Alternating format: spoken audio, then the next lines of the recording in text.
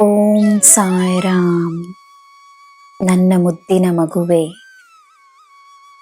ನಿನ್ನಿಂದ ನಕಲು ಮಾಡುವವರು ನಿನ್ನಿಂದ ಕಲಿಯುತ್ತಿದ್ದಾರೆ ಎಂದು ಭಾವಿಸು.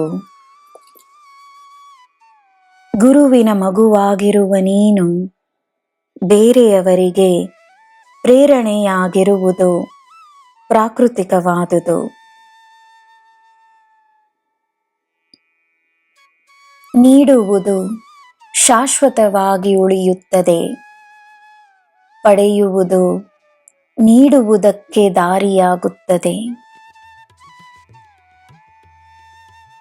ಹೃದಯವೆಂಬುದು ಪ್ರೀತಿ, ಕರುಣೆ, ಮಮತೆ, ಸಂತೋಷ, ನೆಮ್ಮದಿ, ಆತ್ಮವಿಶ್ವಾಸ, ಸೌಂದರ್ಯ, ಪ್ರೇರಣೆ ಇಂತಹ ಸಕಾರಾತ್ಮಕ ಭಾವನೆಗಳನ್ನು ಅನುಭವಿಸಲು ಸೃಷ್ಟಿಸಲಾಗಿದೆ.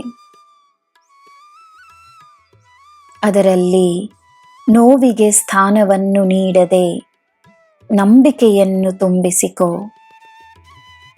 ಎಲ್ಲ ಸರಿಯಾಗಿದೆ, ಎಲ್ಲ ಸರಿಯಾಗುತ್ತಿದೆ, ಎಲ್ಲ ಸರಿಯಾಗುತ್ತದೆ. ನೀನು ಪಟ್ಟ ಕಷ್ಟಕ್ಕೆ, ನೀನು ಮಾಡಿದ ಶ್ರಮಕ್ಕೆ ಫಲವನ್ನು ಪಡೆಯಲು ಸಿದ್ಧವಾಗು.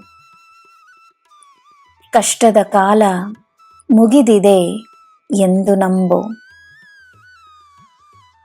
ಹೊಸ ವ್ಯಕ್ತಿಯಾಗಿ, ಹೊಸ ನಂಬಿಕೆಯಿಂದ ಹೊಸದಾದ ಜೀವನವನ್ನು ಅನುಭವಿಸಲು ನನ್ನ ಆಶೀರ್ವಾದಗಳನ್ನು ಸ್ವೀಕರಿಸು. ದೇವರ ಅನುಗ್ರಹವನ್ನು ನಿನ್ನ ಜೀವನದಲ್ಲಿ ಸ್ವಾಗತಿಸು.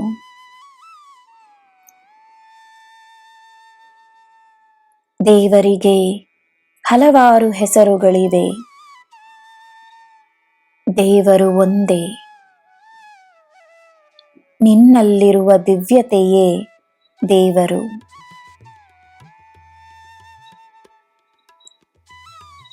ನನ್ನ ಮಗುವೆ, ನಿನಗೆ ಮೋಸ ಮಾಡಿದವರನ್ನು ಈಗ ಮರೆತು ಬಿಡು.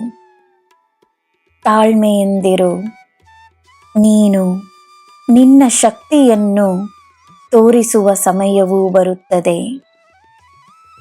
ಈ ಗುರು ನಿನಗಾದ ಕಷ್ಟವನ್ನು, ನೋವನ್ನು ಮರೆತಿಲ್ಲ. ನಿನಗೆ ದಾರಿಯಾಗುತ್ತದೆ. ನಿನಗೆ ಎಲ್ಲ ಶುಭವೇ. ಜೈ ಸಾಯಿರಾಮ್.